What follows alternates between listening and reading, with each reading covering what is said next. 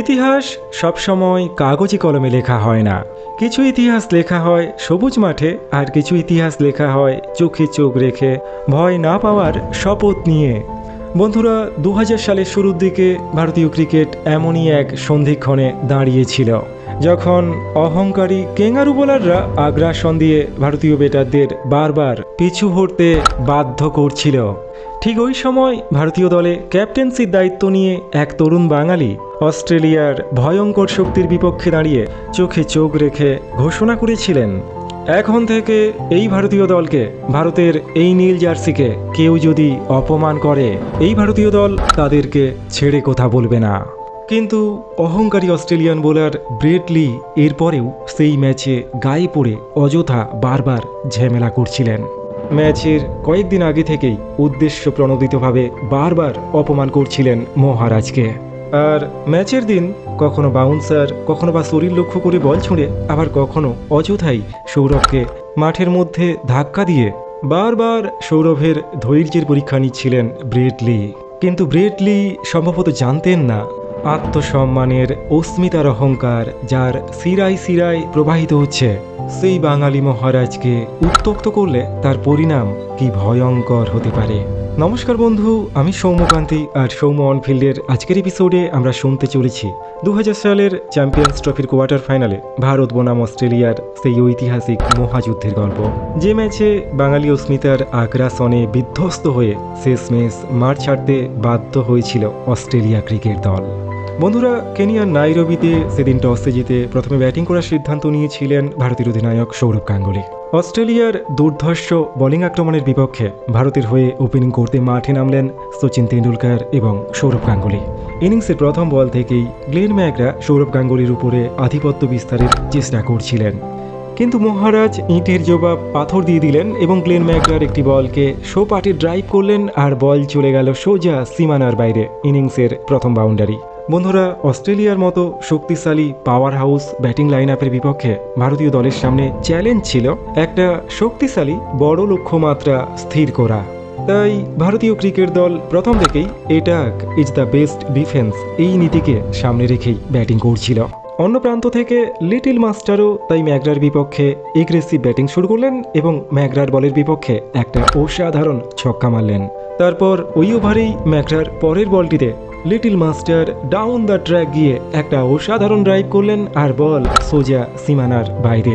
Little master এবং দাদা প্রথম থেকেই বুঝিয়ে দিলেন, আজ ব্রেট লি হোক, জেসন গিলেস্পি কিংবা গ্লেন ম্যাকগ্রা, কাউকেই রেয়াত করবে না ভারতীয় ক্রিকেট দল। পরের ওভারেই লিটল মাস্টার আরও একবার লেগ সাইডে হাওয়াই বল ভাসিয়ে দিলেন। উড়ন্ত ক্ষেপণাস্ত্রের মতো বলটি গিয়ে পড়ল একদম সীমানার বাইরে, আরও একটি সিক্সার। বন্ধুরা, লিটল মাস্টারের এরকম এগ্রেশন দেখে পৃথিবীর সর্বশ্রেষ্ঠ বোলার গ্লেন ম্যাকগ্রা তিনিও সেদিন লজ্জায় মাথা ঝুঁকিয়ে ফেললেন। একটা প্রান্তে যখন অস্ট্রেলিয়ান বোলারদের কঠিন পরীক্ষা নিচ্ছেন লিটল মাস্টার, অন্য প্রান্তে দাঁড়িয়ে থাকা মহারাজ তিনিও প্রস্তুত হলেন ব্রেট লিকে তার সমস্ত হিসেব বুঝিয়ে দেওয়ার জন্য। ব্রেট লি বল করতে আসতেই সৌরভ গাঙ্গুলি অফ সাইডে ছবির মতো সুন্দর একটা চার মারলেন। বন্ধুরা, 7 ওভার শেষে ভারতীয় ক্রিকেট দল কোনো উইকেট না হারিয়ে 42 রানে পৌঁছে গিয়েছিল। অষ্টম ওভারে ব্রেট লির বলে সৌরভ গাঙ্গুলি আরও একবার হাওয়াই বল ভাসিয়ে দিলেন এবং দেখতে দেখতে বল সোজা সীমানার বাইরে, আরও একটা দুর্ধর্ষ চার। বন্ধুরা, এটা ছিল ক্রিকেটের সেই যুগ যখন সারা পৃথিবীকে শাসন করত অস্ট্রেলিয়ান বোলাররা। কিন্তু সেদিন ভারতীয় ক্রিকেটাররা শপথ নিয়ে নেমেছিলেন অস্ট্রেলিয়ান বোলারদের প্রতিটি অপমানের জবাব আজ তারা কোড়াই গন্ডায় ফিরিয়ে দেবেন। তাই ব্রেট লি হোক কিংবা গ্লেন ম্যাকগ্রা, সৌরভ এবং সচিন আজ কাউকেই ছেড়ে কথা বলছিলেন না। নাইরোবিতে ইতিহাস লিখছিলেন সৌরভ এবং সচিন, এবং দেখতে দেখতে 10 ওভার শেষে ভারতীয় ক্রিকেট দল কোনো উইকেট না হারিয়ে 66 রান তুলে ফেলেছিল। কিন্তু ঠিক এই সময় অফ স্টাম্পের বাইরের একটা বল খেলতে গিয়ে স্লিপে ক্যাচ আউট হয়ে গেলেন লিটল মাস্টার। 38 রানের একটা ওপেনিং ইনিংস খেলে প্যাভিলিয়নে ফিরে গেলেন Sachin Tendulkar. Little master out হওয়ার পর ভারতীয় ক্রিকেট সমর্থকদের আশা ভরসা হয়ে ব্যাটিং করছিলেন দাদা সৌরভ গাঙ্গুলি। কিন্তু এরপর মাত্র 10 রান যোগ করে সৌরভ গাঙ্গুলি, ভারতীয় দলের অধিনায়ক, তিনিও আউট হয়ে গেলেন।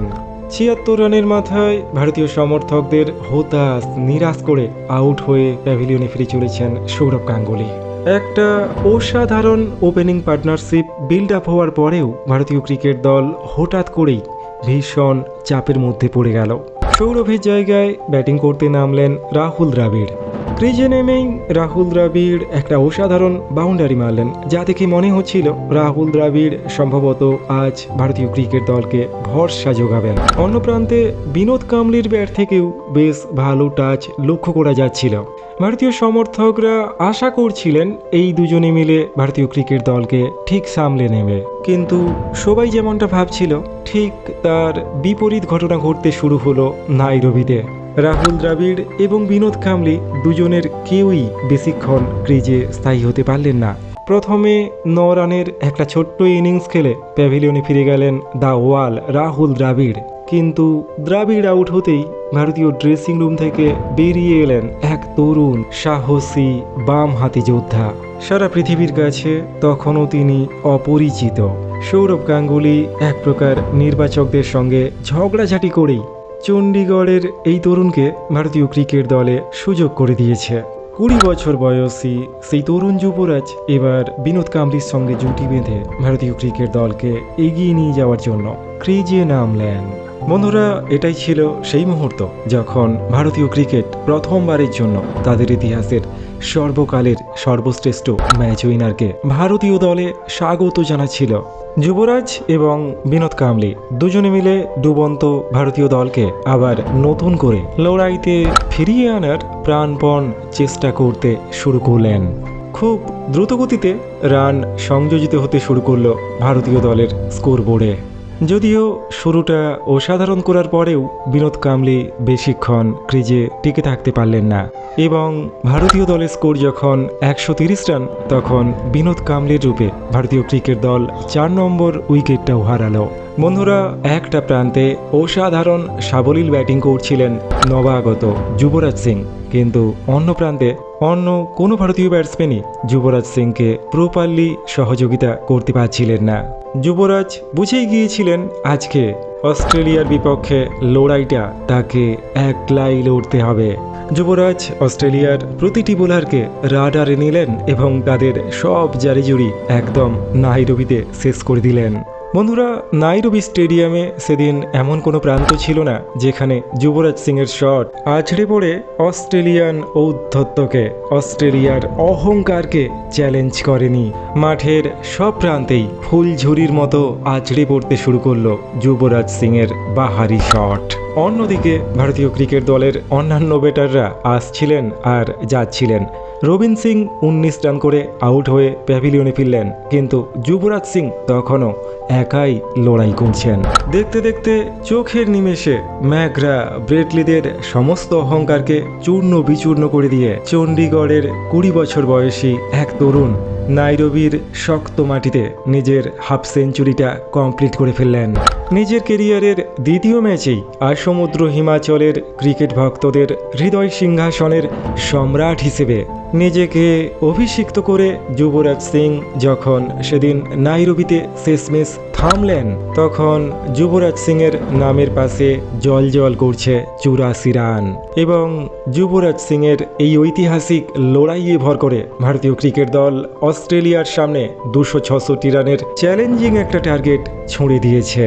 যদিও অস্ট্রেলিয়ার ভয়ঙ্কর ব্যাটিং লাইন আপের সামনে এই স্কোরটা জয়ের জন্য নিশ্চিত হয়ে যাওয়া একটা স্কোর ছিল না, তবে ভারতীয় বোলারদের জন্য লড়াই করবার মতো যথেষ্ট একটা রান সেদিন স্কোরবোর্ডে সংযোজিত করে দিয়েছিলেন যুবরাজ সিং। 266 রানের টার্গেট মাথায় নিয়ে দ্বিতীয় ইনিংসে অস্ট্রেলিয়ার হয়ে ব্যাটিং করতে মাঠে নামলেন মার্ক ওয়া এবং Adam Gilchrist. Captain Sourav Ganguly খুব ভালো করেই জানতেন এই অস্ট্রেলিয়া ক্রিকেট দলকে এই ম্যাচে হারাতে হলে শুরুতেই উইকেট তুলে নিতে হবে এবং ভারতের হয়ে সেদিন এই কাজটি করেন অজিত আগারকার। শুরুতেই তিনি মার্ক ওয়াকে অনিল কুম্বলের হাতে ক্যাচ করিয়ে 43 রানের মাথায় অস্ট্রেলিয়া ক্রিকেট দলকে প্রথম ধাক্কাটি দেন। মার্ক ওয়ার পরে গিলক্রিস্টের সঙ্গে জুটি বাঁধতে মাঠে আসেন ইয়ান হার্ভে। কিন্তু 51 রানের মাথায় ভারতীয় বোলার জাহির খান বিধ্বংসী হয়ে ওঠা এডাম গিলক্রিস্টকে সৌরভ গাঙ্গুলির হাতে ক্যাচ আউট করিয়ে ভারতীয় ক্রিকেট দলকে একটা অনেক বড় সফলতা এনে দিলেন। মাত্র 23 বলে 33 রান করে প্যাভিলিয়নে ফিরলেন এডাম গিলক্রিস্ট। কিন্তু বন্ধুরা, অস্ট্রেলিয়া ক্রিকেট দল ব্যাটিং শক্তির দিক থেকে সেই সময় পৃথিবীর অন্যতম একটা পাওয়ার হাউস ছিল।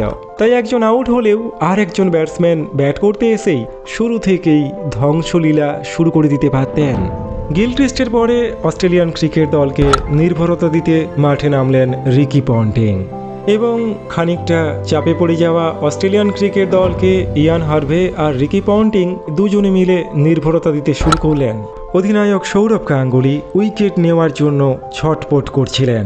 সৌরভ জানতেন ইয়ান হার্ভে এবং রিকি পন্টিং দুজনে যদি সেট হয়ে যান তাহলে এই অস্ট্রেলিয়াকে থামানো অসম্ভব হয়ে পড়বে। এরপর 86 রানের মাথায় যুবরাজ সিং নাইরোবির মাঠে একটা অসম্ভব কাণ্ড করে দেখালেন। বন্ধুরা, সেদিন যুবরাজ সিং বাতাসে উঠতে উঠতে এই অসাধারণ অসম্ভব ক্যাচটিকে তালুবন্দি করলেন। আউট অফ নো হোয়ার ভারতীয় ক্রিকেট দল একটা অবিশ্বাস্য ক্যাচে ইয়ান হার্ভেকে প্যাভিলিয়নে পাঠালো। ব্যক্তিগত 25 রানের মাথায় আউট হয়ে প্যাভিলিয়নে ফিরলেন ইয়ান হার্ভে।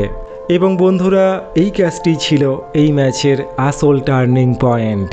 যুবরাজ সিংকে অতিমানবিক হয়ে এই রকম অবিশ্বাস্য ক্যাচ ধরতে দেখে অস্ট্রেলিয়ান ব্যাটাররা একদম মুষড়ে পড়লেন। এরপর রিকি পন্টিং এবং মাইকেল বেভান দুজনে মিলে চেষ্টা করলেও ভারতীয় বোলার এবং যুবরাজ সিংয়ের অনবদ্য ফিল্ডিংয়ে শেষমেশ অস্ট্রেলিয়ান ক্রিকেটাররা ভারতীয় ক্রিকেট দলের সামনে আত্মসমর্পণ করতে বাধ্য হলো। ভয়ঙ্কর হয়ে ওঠা Michael বিভানকে Yuvraj Singh run out করে কেঙ্গারুদের সমস্ত প্রতিরোধকে ভেঙে একদম চূর্ণ বিচূর্ণ করে দিলেন। 46.4 ওভারে অস্ট্রেলিয়ান ক্রিকেট দল 245 রানে অল আউট। অর্থাৎ নাইরোবিতে ইতিহাস সৃষ্টি করে অস্ট্রেলিয়ান ক্রিকেট দলকে 20 রানে পরাজিত করে আইসিসি চ্যাম্পিয়ন্স ট্রফির সেমিফাইনালে পৌঁছে গেল ভারতীয় ক্রিকেট দল। সৌরভ গাঙ্গুলির নেতৃত্বে ভারতীয় ক্রিকেট দলের অবিশ্বাস্য এই জয় ভারতীয় ক্রিকেটের ইতিহাসকে সম্পূর্ণ এক নতুন দিশা, এক নতুন পথ দেখালো। 84 রানের অনবদ্য ইনিংস এবং একটি ক্যাচ আর একটা অসম্ভব সুন্দর রান আউট করে কেঙ্গারুদের বিপক্ষে প্রথম সাক্ষাতেই ম্যান অব দ্য ম্যাচ নির্বাচিত হলেন মহারাজের আদরের যুবরাজ সিং। বন্ধুরা, এরপরে ভারতীয় ক্রিকেট দল অনেক ঐতিহাসিক সাফল্য পেয়েছে, কিন্তু সৌরভ গাঙ্গুলির নেতৃত্বে 2000 সালে অস্ট্রেলিয়ার বিপক্ষে ভারতীয় ক্রিকেট দলের বিজয়ের এই গৌরব গাথা আজও কোটি কোটি ভারতীয় ক্রিকেট সমর্থককে এক অন্য রকমের তৃপ্তি, এক অন্য রকমের সুখের স্পর্শ দিয়ে যায়।